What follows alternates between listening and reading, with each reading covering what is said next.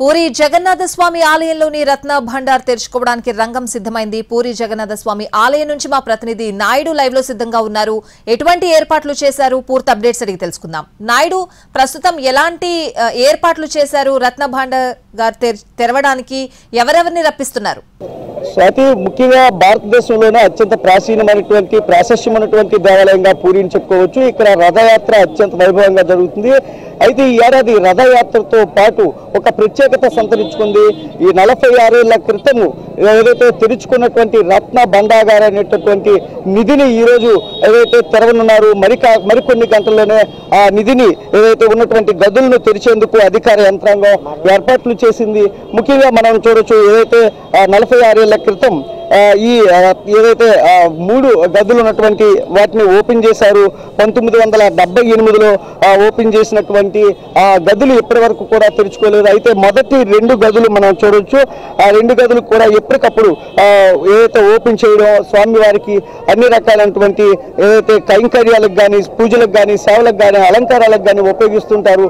రెండో ఏదైతే గది ఉందో అది లోపల గది, దానికి కూడా మొత్తం ఓపెన్ చేస్తున్నటువంటి పరిస్థితులు. కానీ ఏదైతే చివరైనటువంటి 3వ గది ఓపెన్ చేయడం విషయంలో మొత్తం కూడా యావత్ భారతదేశం కూడా ఒక ఉత్కంఠతో ఎదురు చూస్తున్నటువంటి పరిస్థితి కనిపిస్తుంది. ముఖ్యంగా గత ఎన్నికల్లో కూడా ఇదే అంశం ప్రధాన అంశంగా మారింది.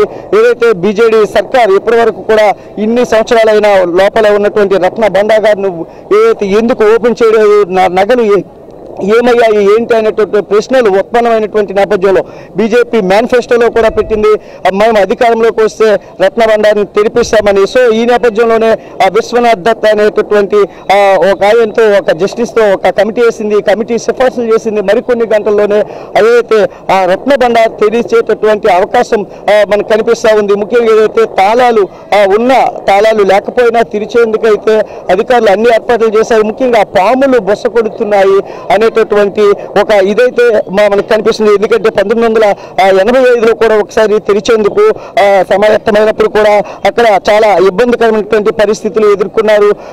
ఎన్నిసార్లు తెరవాలని చూసినప్పటికీ కూడా అన్నిసార్లు కూడా కొంత ఏదైతే ప్రతిఘటన ఎదురైంది. ఇది ఏదైతే విష సర్పాలు కానీ, అక్కడ ఉన్నటువంటి నాగబంధాలు కానీ, వాటిని చూసి కొంత తెరిచేందుకు ఎవరు సాహసం చేయలేదు. అయితే ఇన్ని రోజుల తర్వాత అనేక ఏదైతే ఇటు కోర్టు తీర్పులు కానీ, ఇటు సామాజిక కార్యకర్తల పోరాటం కానీ, ఇటు ఏదైతే బీజేపీ ఇచ్చినటువంటి ఎన్నికల హామీ కానీ, ఏది ఏమైనప్పటికీ మరికొన్ని గంటల్లో ఈ రత్న భండార్ అనేది తెరవబోతున్నటువంటి పరిస్థితి అయితే ఉంది. స్వాతి, ముఖ్యంగా ఈ ప్యానెల్ కూడా అన్ని రకాలైనటువంటి నిపుణులను కూడా తీసుకొచ్చింది. ఏదైతే ఈ గుడి స్ట్రక్చర్ ఏ విధంగా దెబ్బతినకుండా ఉండేందుకు కూడా ఏర్పాట్లు చేస్తున్నటువంటి పరిస్థితి. ఇటు ఏ విధమైనటువంటి అవాంఛనీయ ఘటనలు చోటు చేసుకోకుండా ఇటు వైద్య సిబ్బందితో పాటు స్నేక్ క్యాచర్స్ను కూడా రంగంలో ఉంచారు. ఎందుకంటే మనకి ఈ గుడి ఏదైతే మనకు కనిపిస్తుందో, గుడి వెనక భాగంలో 3 ఏదైతే గదులు ఉంటాయి. ఎన్నో ఏళ్లుగా, దశాబ్దాలుగా, శతాబ్దాల కాలం నుంచి కూడా ఎన్నో వజ్ర వైడూర్యాలు, బంగారాలు, ఈ మరకత మాణిక్యాలు, అనేక విలువైనటువంటి సంపద అంతా కూడా పోగుపడి ఉన్నటువంటి పరిస్థితి. ఏదైతే అనంత పద్మనాభ స్వామి నేలమాగిల ఏదైతే మనం చెప్పుకున్నామో, అదేవిధంగా ఇక్కడ కూడా పెద్ద ఎత్తున ఏదైతే బంగారు నిధి నిక్షేపాలు కూడా ఉన్నాయి. వాటన్నిటినీ ఏదైతే ఉన్నటువంటి ఏదైతే ఆ గది ఈరోజు తెరుచుకొని ఉన్నటువంటి పరిస్థితి ఉంది. దీనికోసం ఇటు ఒడిశాలోని మొత్తం రాష్ట్ర ప్రజలతో పాటు యావత్ భారతదేశంలోని హిందూ బంధువులందరూ కూడా ఎదురు చూస్తున్నటువంటి పరిస్థితి. ఆ జగన్నాథుడి రథయాత్ర జరుగుతున్నటువంటి నేపథ్యంలో ఖాళీగా ఉంటుంది గుడి. ఈ నేపథ్యంలోనే ఈరోజు తెరిచేందుకు అన్ని ఏర్పాట్లు చేసినటువంటి పరిస్థితి కనిపిస్తుంది. సాది. Right Naidu, thanks for the updates.